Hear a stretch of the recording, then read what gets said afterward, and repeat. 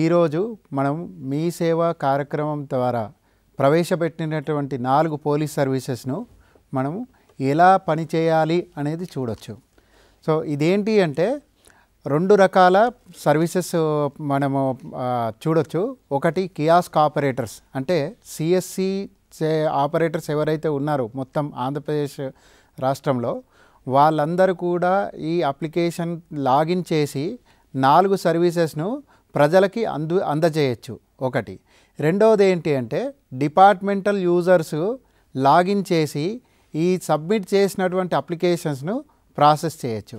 ఈ రెండింటిని ఎలా అప్లికేషన్ రిసీవ్ చేసుకోవాలి, ఎలా ప్రాసెస్ చేయాలనే వివరాలు మనం ఇప్పుడు చూసుకుందాం. ఓకే, ఎస్ఎస్డిజిలో ఏమవుతుంది అంటే ఈ అప్లికేషన్ అనేది మనము ఇంటర్ఫేస్ చేశామండి. ఇది ఎన్ఎస్డిజితో ఇంటర్ఫేస్ అవుతుంది ఫ్యూచర్లో. రేపు ఫ్యూచర్లో civil supplies department information exchange చేయాలనుకున్నా, లేదా వేరే రాష్ట్రంలో ఉన్నటువంటి డిపార్ట్మెంట్ ఇన్ఫర్మేషన్ ఎక్స్చేంజ్ చేయాలనుకున్నా దానికి అనుగుణంగా ఎస్ఎస్డిజి ప్రాజెక్ట్ను ఎన్ఎస్డిజి ప్రాజెక్ట్తో ఇంటర్ఫేస్ చేయడం జరుగుతుంది. ఎన్ఎస్డిజి అంటే నేషనల్ సర్వీస్ డెలివరీ గేట్వే అండి. ఫస్ట్ ఏంటి అంటే missing are last documents and articles అండి. సో దీంట్లో transfer certificate, marks memo, driving licence, insurance certificate, share certificate, identity card, vehicle registration certificate, vehicle insurance, vehicle fitness certificate, bond certificate, arms licence, credit and debit card and cell phone, ఇవన్నీ కూడా missing లేదా last document లేదా articles కిందికి వస్తాయండి. ఇవన్నీ కూడా ఒకే service కిందికి వస్తాయి. ఏవైతే ఉన్నాయో ఈ డాక్యుమెంట్స్ అన్నీ కూడా సబ్ సర్వీస్గా పరిగణించబడుతుంది. ఈ సబ్ సర్వీస్ అన్నిటికీ కూడా కొంత ఫీ ఉంటుందండి. ఈ ఫీ అనేది 100 రూపాయల నుండి 200 రూపాయల వరకు ఉంది. సో దీన్ని ఈ 100 రూపాయలు లేదా 200 రూపాయలు సర్వీసును బట్టి ఆటోమేటిక్గా మీరు ఎప్పుడైతే అప్లికేషన్ చూజ్ చేస్తారో అప్పుడు ఆటోమేటిక్గా చూపిస్తుంది. దాన్ని బట్టి మీరు ఫీజు కలెక్షన్ చేస్తానండి. సిమిలర్గా నెక్స్ట్ సర్వీస్ వచ్చేసి పర్మిషన్ ఫర్ ఈవెంట్ బందోబస్తు. ఈ పర్మిషన్ ఫర్ ఈవెంట్ బందోబస్తు ఏంటి అంటే పబ్లిక్ మీటింగ్స్ కానీ, మ్యారేజ్ ఫంక్షన్స్ కానీ, హౌస్ టైప్ బాక్స్ స్పీకర్స్ కానీ, ఆర్కెస్ట్రా కానీ, లేదా కల్చరల్ ఫ్యాషన్ షోస్ కానీ, లేదా commercial displays, exhibitions, circus, corporate anniversary celebrations, ఇవన్నింటికి కూడా పర్మిషన్ ఆర్ ఈవెంట్ బందోబస్తు గురించి ఇవ్వడం జరుగుతుంది. దీనికి ఫీజు అనేది 500 రూపాయల నుండి పడితే దాదాపు 5000 రూపాయల వరకు ఫీజు ఉందండి. అంటే ఆ యాక్టివిటీని బట్టి ఫీజు ఉంటుంది. ఇవి కూడా మీరు ఎప్పుడైతే సర్వీస్ సెలెక్ట్ చేసుకుంటారో సిస్టంలో దానికి ఆటోమేటిక్గా ఆ సర్వీసు ఫీ అన్నీ చూపిస్తుంది. ఆ ఫీ కలెక్ట్ చేసుకోవడము అండ్ మీరు అక్నాలెడ్జ్మెంట్ ఇష్యూ చేయడం జరుగుతుంది. ఇక నెక్స్ట్ వచ్చేసి ఇష్యూయన్స్ ఆఫ్ సర్టిఫికేట్ అండి. ఇష్యూయన్స్ ఆఫ్ సర్టిఫికేట్లో character certificate, antecedent certificate, certificate for job verification, no objection certificate, ఇవన్నీ కూడా ఇది మన ఇష్యూయన్స్ ఆఫ్ సర్టిఫికేట్లో వస్తాయండి. నెక్స్ట్ సర్వీస్ వచ్చేసి ఫ్రెష్ లైసెన్స్ లేదా 5 star fresh licence and renewals వస్తుందండి. దీంట్లో ఏంటి అంటే 3 స్టార్ హోటల్స్, 5 స్టార్ హోటల్స్, ఇవన్నింటికి కూడా పర్మిషన్ ఇవ్వటము లేదా రెన్యువల్ చేయటము. డాబాసు, థీమ్స్, ఎంటర్టైన్మెంట్ పార్క్, ఇవన్నీ కూడా 4th సర్వీస్లోకి వస్తాయి. ఈ 4 సర్వీసెస్ కూడా పోలీస్ డిపార్ట్మెంట్ ద్వారా రెండర్ చేయడం జరుగుతుందండి. సో సిమిలర్గా మీరు చూస్తే అప్లికేషన్ లాగిన్ ఎలా ఉంటుంది. సో ఫస్ట్ ఏం చేస్తారంటే మీరు సిస్టమ్ అప్లికేషన్ లాగిన్ చేస్తారు, కియాస్కు లేదా యాజ్ ఎ సిటిజన్గా లాగిన్ చేస్తారు. చేసిన తర్వాత మ్యాండేటరీ డాక్యుమెంట్స్ ఏంటి అనేది చూస్తారు. ఇక్కడ 3 మ్యాండేటరీ డాక్యుమెంట్స్ ఉన్నాయండి. ఒకటి వచ్చేసి అడ్రస్ ప్రూఫ్ డాక్యుమెంటు, ఇంకోటి ఐడెంటిటీ ప్రూఫ్ డాక్యుమెంటు, ఇంకోటి పెటిషన్ డాక్యుమెంటు. ఈ పెటిషన్ డాక్యుమెంట్ ఏంటి అంటే ఈరోజు నా సెల్ ఫోన్ పోయింది అని చెప్పేసి పెటిషన్ పెట్టుకున్నాడు. సో దాని గురించి ఈ పెటిషన్ డాక్యుమెంట్ అందులో రాస్తాడు, నేను సెల్ ఫోను ఇలా ఈ పలానా చోటు నుండి ఈ పలానా చోటు ట్రావెల్ చేసే ముందు ఆ సెల్ ఫోన్ డాక్యుమెంట్ పోయింది అని చెప్పి రాసుకుంటాడు. సో అందులో డేటు, టైము, ఎలా పోయింది, ఆ సర్కమ్స్టాన్స్ ఏంటి, ఇలాంటి డీటెయిల్స్ అన్నీ ఉంటాయి. సో ఈ పెటిషన్ డాక్యుమెంట్ సరిగా చెక్ చేయడం అంటూ కియాస్క్ ఆపరేటర్ చేయాల్సి ఉంటుంది. సిమిలర్గా ఏది పర్మిషన్ అడుగుతాడు, పెళ్లి గురించి పర్మిషన్ అంటే అడుగుతాడు, లేదా బందోబస్తు అని అడుగుతాడు. సో ఆ బందోబస్తులో ఏ రోజు, ఇంకోటి ఏంటంటే కొన్ని కండిషన్స్ ఉన్నాయి. పెళ్ళి 15వ తారీఖు ఉంది, ఈరోజు 13వ తారీఖు వచ్చేసి నాకు పెళ్లి పర్మిషన్ ఇవ్వండి అంటే చాలా కష్టమవుతుంది పోలీస్ వాళ్ళకి. కాబట్టి అలాంటివి కూడా మనం కొన్ని గమనించాలి. As a kiosk operator 20 days వ్యవధి లేదా 15 రోజుల వ్యవధి అంటూ ఉంటేనే అప్పుడు పర్మిషన్ ఇవ్వడం జరుగుతుంది. ఏది SLA ప్రకారం. SLA అంటే సర్వీస్ లెవెల్ అగ్రిమెంట్ ప్రకారం. సో అలాంటివన్నీ వెరిఫికేషన్ చేయడం కానీ చెక్ చేయడం కానీ మనం యాజ్ ఎ కియాస్క్ ఆపరేటర్ చేయాలండి. సో ఈ మ్యాండేటరీ డాక్యుమెంట్ అనేది ప్రతిదీ కూడా అటాచ్ చేయడానికి ఒక ఫెసిలిటీ ఇచ్చాము. అందులో అక్కడ మెసేజ్ ఇచ్చాం, documents required by law or rules అని చెప్పేసి. సిమిలర్గా అడ్రస్ ప్రూఫ్ గురించి కూడా అది ఇచ్చాము, ID ప్రూఫ్ గురించి కూడా, identity document by is any government, ఈ డీటెయిల్స్ కూడా ఇచ్చాము. డ్రాప్ డౌన్ లిస్ట్ ఇచ్చాము అన్నట్టు. ఒక ఆపరేటర్ ఎలా లాగిన్ అవుతాడో చూద్దాం. ఒక కియాస్క్ ఆపరేటర్ CMS యూజర్ని తీసుకోండి. CMS యూజర్ ఏం చేస్తాడు, తన వెబ్సైట్ పోర్టల్ ఓపెన్ చేస్తాడు, ఇలా కనపడుతుంది. సో దీంట్లో లాగిన్ చేస్తాడు. లాగిన్ చేసిన తర్వాత ఏం చేస్తాడంటే యూజర్ ID, పాస్వర్డ్, తన సెక్యూరిటీ ఫైల్ అప్లోడ్ చేస్తాడు. చేసిన తర్వాత లాగిన్ అని ఎంటర్ చేయగానే లాగిన్ అయిపోతాడండి. సో లాగిన్ అయిన తర్వాత ఏమవుతుంది అంటే మీ సేవ పేజ్కి ల్యాండింగ్ అవుతుందండి. ఇది మీ సేవ ల్యాండింగ్ పేజ్ అండి.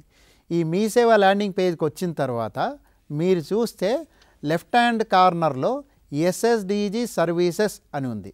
ఈ SSDG సర్వీసెస్ పైన క్లిక్ చేస్తే మీకు నెక్స్ట్ స్క్రీన్ వస్తుందండి. ఆ నెక్స్ట్ స్క్రీన్లో ఇలా కనపడుతుంది.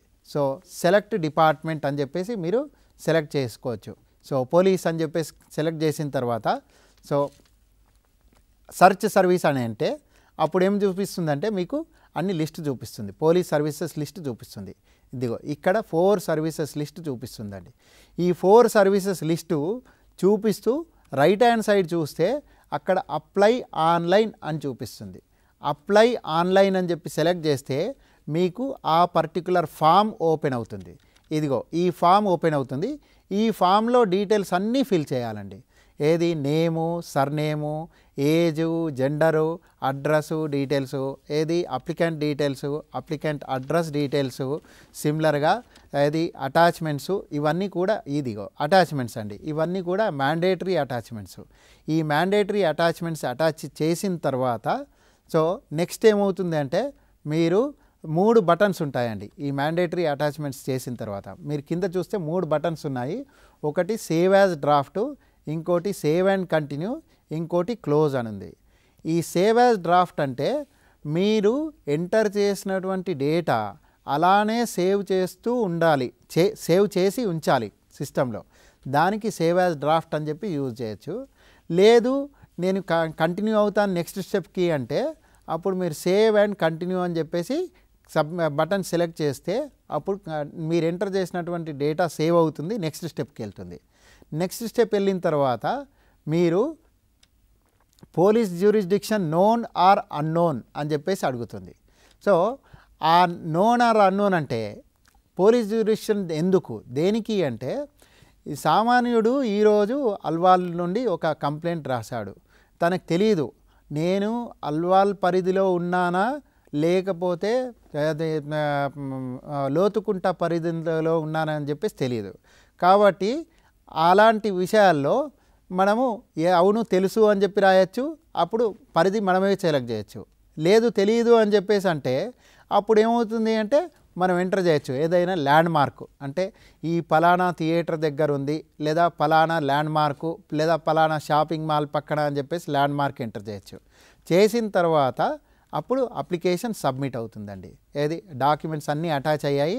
అటాచ్ అయిన తర్వాత కూడా ఈ మ్యాండేటరీ డాక్యుమెంట్స్ 3 కాకుండా ఇంకా వేరే డాక్యుమెంట్స్ ఏమైనా అటాచ్ చేయదలుచుకుంటే అదర్స్ అనే సెక్షన్లో అదర్ డాక్యుమెంట్స్ ఇంకా వేరే ఏమైనా అదనపు డాక్యుమెంట్స్ అటాచ్ చేస్తే అప్పుడు పే నౌ అని చెప్పేసి ఉంటుంది. పే నౌ పైన క్లిక్ చేస్తే అప్పుడు పేమెంట్ అనేది ప్రాసెసింగ్ అవుతుంది. నెక్స్ట్ స్క్రీన్ ఇలా వస్తుంది మనకి. పే నౌ అంటే ఇక్కడ చూపిస్తుంది ఏమని, ప్రాసెసింగ్ ఫీ ఎంత, ఓకే, సర్వీస్ ఫీ ఎంత, యూజర్ ఛార్జెస్ ఎంత, ఓకే, టోటల్ ఫీ ఎంత, ఇవన్నీ కూడా చూపిస్తుంది. సో టోటల్గా అమౌంట్ చూపిస్తుంది. టోటల్ అమౌంట్ ₹135 చూపిస్తుంది. User charges ₹35. ఎందుకు అంటే ఇది కేటగిరీ బి సర్వీస్ కాబట్టి. సో ఇవన్నీ అయిన తర్వాత మీరు పేమెంట్ డీటెయిల్స్ అని వెరిఫై చేసి అప్పుడు క్లిక్ పే అంటారు. ప్లే అని సెలెక్ట్ చేయగానే పేమెంట్ ప్రాసెసింగ్ అవుతుందండి. అయిన తర్వాత అప్పుడు సబ్మిషన్ జరుగుతుంది. ఎందుకంటే ఇంకా ఫామ్ సబ్మిషన్ జరగలేదు, పేమెంట్ ప్రాసెసింగ్ మాత్రమే చేసాం మనం. పేమెంట్ ప్రాసెసింగ్ చేసిన తర్వాత ఇప్పుడు సబ్మిట్ చేస్తున్నాం. సబ్మిట్ చేస్తే ఇప్పుడు అక్నాలెడ్జ్మెంట్ జనరేట్ అవుతుంది. అక్నాలెడ్జ్మెంట్ ఎలా ఉంటుందంటే ఇలా ఉంటుందండి. అది your application is successfully completed అని చెప్పేసి, application has been submitted successfully అని చెప్పి మెసేజ్ వస్తుంది. దాని కింద మీకు అక్నాలెడ్జ్మెంట్ డీటెయిల్స్ వస్తాయి. ఏంటి అక్నాలెడ్జ్మెంట్ నంబర్ ఏంటి, అది డేట్ ఆఫ్ ఇష్యూ ఏంటి, సబ్మిషన్ ఏంటి, సర్వీస్ నేమ్ ఏంటి, డిపార్ట్మెంట్ నేమ్ ఏంటి, అప్లికెంట్ నేమ్ ఏంటి, అండ్ పేమెంట్ అమౌంట్ ఎంత, పేమెంట్ రెఫరెన్స్ నెంబర్ ఎంత, ఎస్టిమేటెడ్ టైమ్ ఆఫ్ కంప్లీషన్ ఏంటి అనేది కూడా ఇవన్నీ వస్తాయి. దీన్ని ప్రింట్ తీసుకొని సామాన్యుడికి మీరు అందజేయచ్చు. ఏది అక్నాలెడ్జ్మెంట్ అని. ఇక్కడ మీరు చూస్తే రిసీప్ట్ ఇన్ పీడిఎఫ్ అని ఉందండి. రిసీప్ట్ అండ్ పీడిఎఫ్ అంటే ఆ పీడిఎఫ్ అటాచ్మెంటు ఓపెన్ అవుతుంది. ఆ అటాచ్మెంట్ ఓపెన్ చేసి మీరు ప్రింట్ చేసి ఇవ్వచ్చు.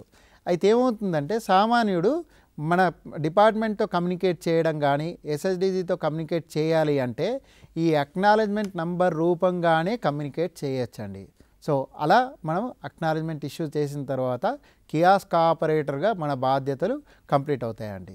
సో అలా మనము చేయొచ్చండి. సిమిలర్గా ఇంకా వేరే సర్వీసెస్ మీకు పర్మిషన్ ఫర్ ఈవెంట్ బందోబస్తు ఇలా అన్ని సర్వీసెస్ కూడా సేమ్ ఫ్యాషన్లో మనం లాగిన్ చేస్తాము, ఫామ్ ఓపెన్ చేస్తాము, ఫిల్ చేస్తాము, తర్వాత పేమెంట్స్ ప్రాసెస్ చేస్తాము, అటాచ్మెంట్స్ అన్నీ కరెక్ట్గా ఉన్నాయో లేదో చూసుకుంటాము. చూసిన తర్వాత పే అని చేస్తే అప్పుడు అక్నాలెడ్జ్మెంట్ జనరేట్ అవుతుంది. అలా అక్నాలెడ్జ్మెంట్ ఇష్యూ చేస్తాం. సో ఇలా మనము ఒక సర్వీస్ను రెండర్ చేయడం అంటూ జరుగుతుంది. సో ఇది మన కియాస్క్ ఆపరేటర్ యొక్క రెస్పాన్సిబిలిటీ. దీంతో మనం ఎస్ఎస్డిజి సర్వీసెస్ ఎలా యూజ్ చేయాలి అనే సబ్జెక్టును మనం పూర్తిగా తెలుసుకున్నాం.